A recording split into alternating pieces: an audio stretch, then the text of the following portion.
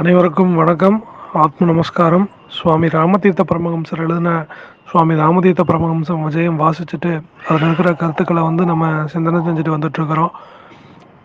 இன்னைக்கு நம்ம என்ன பார்க்குறோம்னா, அந்த இரண்டாவது பாகமான இரண்டாவது அத்தியாயம் அப்படிங்கிற தலைப்பில் சாமி எழுதின விஷயத்த இன்னைக்கு நம்ம பார்ப்போம்.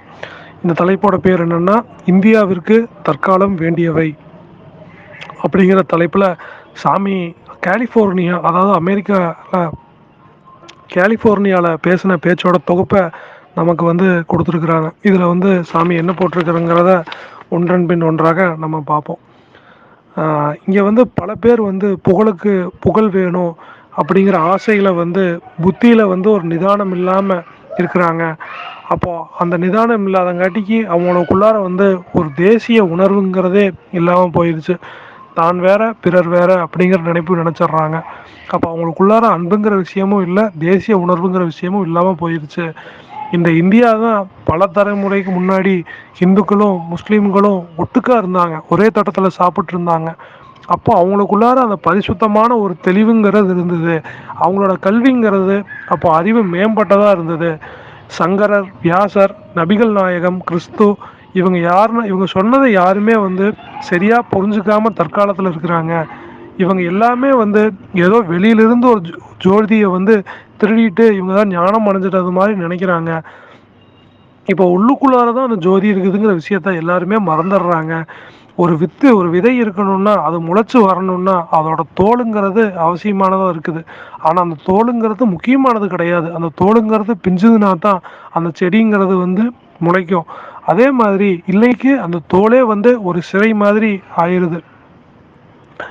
அதே மாதிரி நம்ம மகான்களுடைய சக்தி இதெல்லாமே நமக்கு நம்ம சொந்தமான ஒரு விஷயம். நம்ம எல்லாருக்குமே மகான்களுடைய சக்தி நம்மளோட சொந்தமான விஷயம்.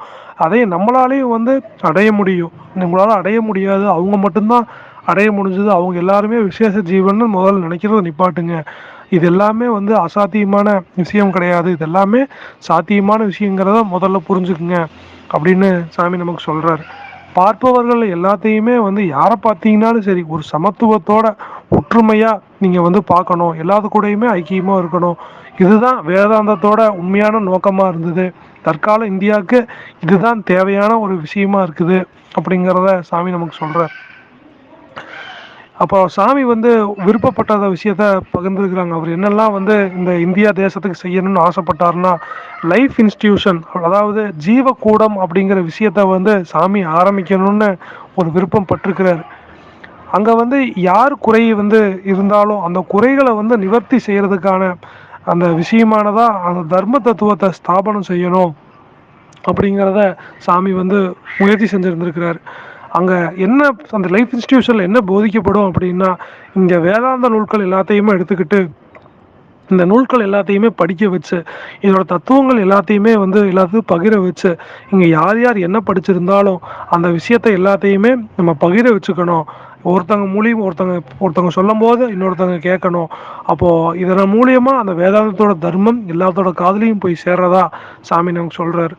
அது மட்டும் இல்லாமல் இந்த மின்சார உற்பத்தி, அதாவது எலக்ட்ரிசிட்டி, ஜாகிரஃபி அப்படிங்கிற பூகோளத்தை பற்றி அப்படிங்கிற விஷயத்தையும் நம்ம ஒரு பாடத்திட்டமாக எடுத்து இங்கே நம்ம கொடுக்கணும்னு ஆசைப்பட்றோம். இது எல்லாருமே படிக்கணும். அப்போது இது படிக்கும்போது அந்த தர்மம் சம்பந்தமான வெறுப்பும் அந்த அறிவுகளும் மேம்படும். அந்த வெறுப்புங்கிறது அவங்களுக்குள்ளார நீங்கி போகிறதா சாமி நமக்கு சொல்கிறார். அப்போ அடுத்தது ஆகாசிஸ் அப்படிங்கிற ஒரு கலைஞன் ஒருத்தர் இருந்தானாமா. அவன் மாதா கோவிலுக்கு சமமாக தன்னோட சாஸ்திர கூடமான அங்கே இருக்கிற ஆராய்ச்சியையும் நினச்சானாமா.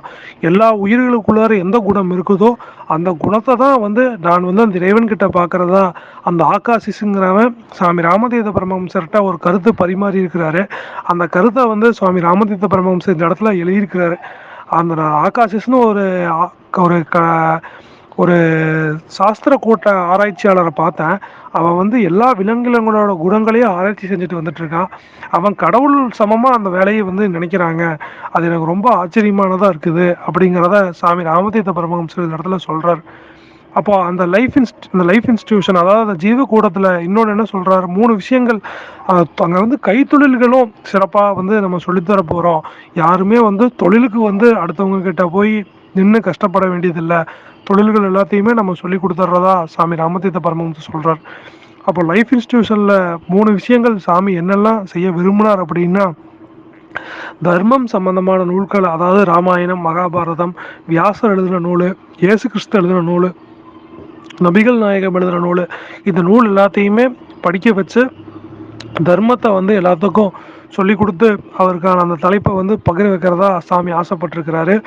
இரண்டாவது, அங்கே கல்வி அறிவோடு சேர்த்து இந்த ஜாலஜி, பாட்னி, ஜாகிரஃபி, இந்த மாதிரி வானவியல், இலங்கியல், முதுவியல், இந்த மாதிரி விஷயத்தை எல்லாத்தையுமே சொல்லிக் கொடுக்கணும் அப்படின்னும் சாமி ஆசைப்பட்டிருக்கிறாரு.